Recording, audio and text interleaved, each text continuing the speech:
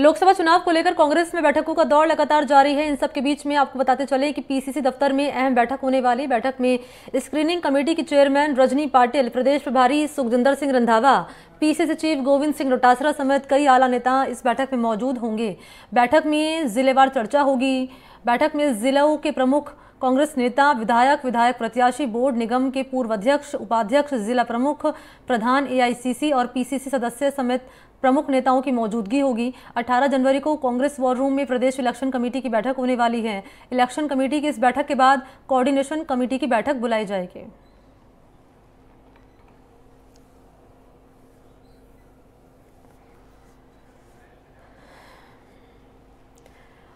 और ज्यादा जानकारी लिए डिटेल्स के साथ सहयोगी सोमू का हम रुख करना चाहेंगे। इस वक्त मेरे साथ लाइव जुड़ चुके हैं। सोमू, 11 बजे का वक्त था, बैठक शुरू होने वाली थी और अब करीब 12:07 का वक्त हो चला है, करीब 1 घंटे से ज्यादा हो चले हैं। बताइए दर्शकों को कि क्या बैठक शुरू हो चुकी है और बैठक अगर शुरू हो चुकी है तो अंदर से क्या जानकारी सामने आ रही है? जी देखिए, स्क्रीनिंग कमेटी की जो चेयरमैन हैं रजनी पाटिल और उनके साथ उनके जो 2 सहयोगी हैं कृष्णा लवरू और उनके साथ प्रगट सिंह, जो कि पंजाब में पहले मंत्री रह चुके हैं, ये सभी पीसीसी पहुंच चुके हैं। और हमने जब उनसे बातचीत की तो उनका कहना था कि ये आज पहली बैठक है लोकसभा चुनाव को लेकर के। इसमें हम सारे लोगों से बातचीत करेंगे, उनकी राय लेंगे और समझने की कोशिश करेंगे कि क्या कुछ स्थितियाँ हैं।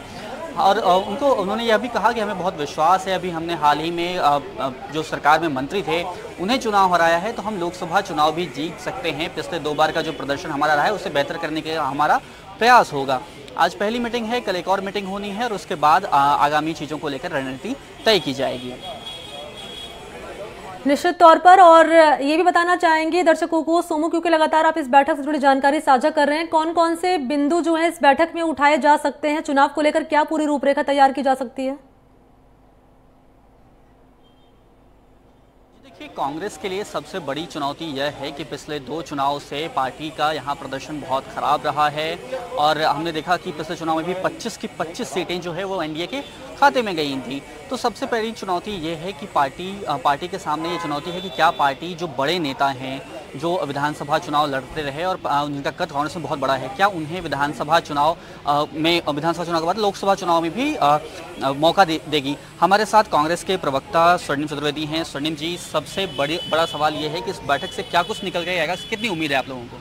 देखिए, आज सभी कार्यकर्ताओं से और कांग्रेस के जो प्रमुख नेता हैं, प्रत्याशी हैं, उनसे मुलाकात की जा रही है और ये जो मुलाकात हो रही है, इस मुलाकात के आधार पर ही जो एक राय कायम करने का कार्य किया जा रहा है। ग्राउंड रिपोर्ट ली जा रही है, ग्राउंड रियलिटी से वाकिफ हो रहे हैं हमारे स्क्रीनिंग कमेटी के जो चेयरमैन है, सदस्यगण हैं, और जो आज जो रिपोर्ट बनेगी ये बेस रहेगा। इस बेस के आधार पर आगे के जो बड़े निर्णय, प्रत्याशी किसको बनाना है, टिकट किसको देना है, ये उसमें सहायक होंगे निश्चित रूप से। एक सवाल लीजिए मेरा स्वर्णिम चतुर्वेदी जी से।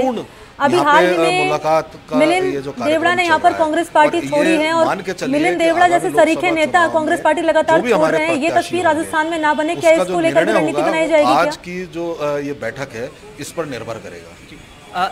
एक सवाल ये है कि क्या कांग्रेस बड़े नेता जो हैं कांग्रेस के, उन्हें लोकसभा चुनाव में उतारेगी? देखिए, अभी ये स्क्रीनिंग कमेटी फीडबैक ले रही है। फीडबैक लेने के बाद जो कार्यकर्ताओं की राय आएगी उसके आधार पर यह तय किया जाएगा। और है स्थिति ये कि चुनाव लड़ना है और जीतना है। अब बड़े नेताओं की जब आप बात करते हैं तो हमारे बहुत सारे महत्वपूर्ण नेता हैं जो पूरे प्रदेश में प्रभावशाली हैं।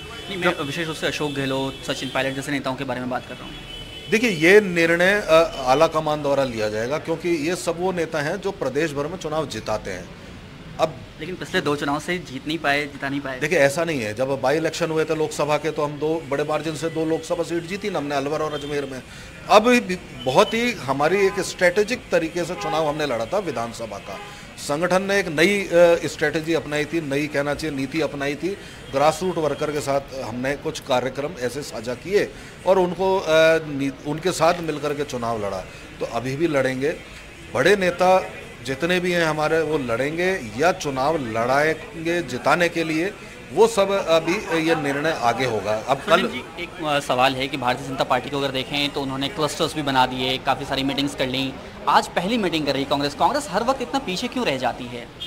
नहीं नहीं नहीं, पहली मीटिंग नहीं है ये। देखिए क्या होता है, भारतीय जनता पार्टी ने अभी बना दिए, घोषणा कर दी, क्लस्टर बना दिए हमने।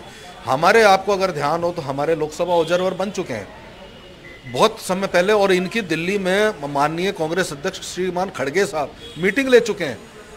हम बहुत आगे हैं, हमें कहाँ चुनाव कैसे लड़ना है, किन के आधार पर लड़ना है, तो वो तैयारी तो हमारी बहुत पहले से हो चुकी है। हमारा वार रूम काम करने लग गया, ग्राउंड वर्कर से रिपोर्ट आना चालू हो गई। इसके अलावा मैंने आपको बताया ऑब्जर्वर्स लगे 25, उन 25 के 25 वो अपने अपने क्षेत्र में जाकर के दिल्ली में AICC में खड़गे साहब के साथ मीटिंग भी कर चुके हैं। तो इस बार 25 में से कितनी सीटें जीतने की उम्मीद है आपको? पूरे 25 सीटों पर दमदार तरीके से चुनाव लड़ेंगे। और देखिए जिस तरह से आपने देखा, एक माह में भारतीय जनता पार्टी की सरकार जनता का विश्वास खो चुकी है। राजस्थान में लूट, बलात्कार, हत्या, यही तो खबरें चारों तरफ आ रही हैं।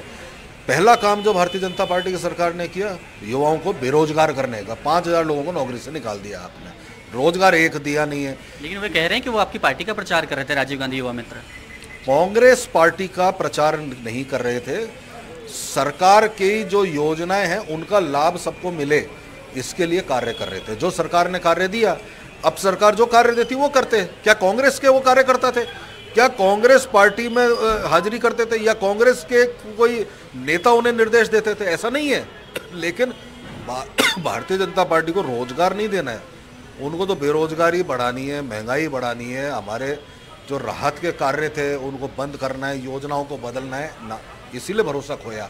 चुनाव हारे, मंत्री बना करके भी चुनाव हारे, तो निश्चित रूप से एक चीज़ तय है, भारतीय जनता पार्टी के लिए ये लोकसभा चुनाव बहुत भारी रहने वाला है। 25 के 25 सीटों पर बहुत मुसीबत में है वो लोग, और आप देखिएगा बहुत ज़बरदस्त तरीके से जनता चौंकाएगी जब हम जीत के आएंगे। तो ये है स्वर्णिम चतुर्वेदी, जिनका साफ तौर पे कहना है कि इन्होंने कई आरोप भी लगाए और ये भी कहा कि 25 की 25 सीटों पर हम मजबूती से लड़ेंगे और परिणाम पिछले 2 बार से अलग होंगे। ठीक है, शुक्रिया आपका तमाम जानकारी इस खबर पर देने के लिए।